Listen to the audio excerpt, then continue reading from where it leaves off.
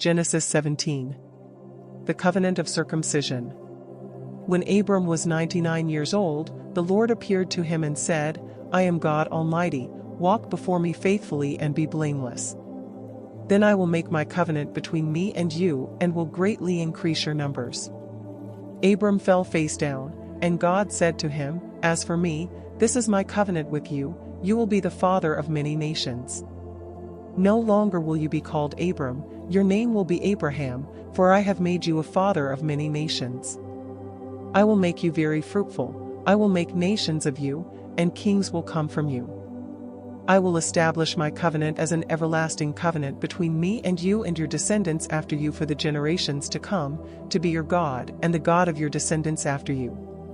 The whole land of Canaan, where you now reside as a foreigner, I will give as an everlasting possession to you and your descendants after you, and I will be their God. Then God said to Abraham, As for you, you must keep my covenant, you and your descendants after you for the generations to come. This is my covenant with you and your descendants after you, the covenant you are to keep, every male among you shall be circumcised.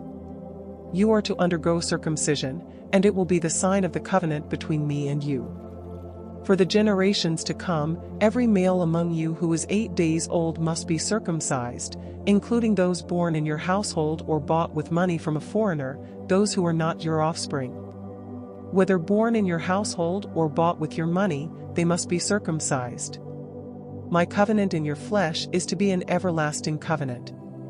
Any uncircumcised male who has not been circumcised in the flesh will be cut off from his people, he has broken my covenant. God also said to Abraham, As for Sarai, your wife, you are no longer to call her Sarai, her name will be Sarah. I will bless her and will surely give you a son by her.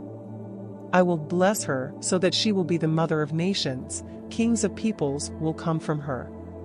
Abraham fell face down, he laughed and said to himself, Will a son be born to a man 100 years old? Will Sarah bear a child at the age of 90? And Abraham said to God, If only Ishmael might live under your blessing.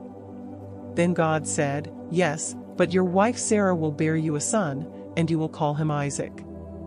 I will establish my covenant with him as an everlasting covenant for his descendants after him. And as for Ishmael, I have heard you, I will surely bless him, I will make him fruitful and will greatly increase his numbers. He will be the father of 12 rulers, and I will make him into a great nation. But my covenant I will establish with Isaac, whom Sarah will bear to you by this time next year. When he had finished speaking with Abraham, God went up from him. On that very day, Abraham took his son Ishmael and all those born in his household or bought with his money, every male in his household, and circumcised them, as God told him. Abraham was 99 years old when he was circumcised, and his son Ishmael was 13. Abraham and his son Ishmael were both circumcised on that very day. And every male in Abraham's household, including those born in his household or bought from a foreigner, was circumcised with him.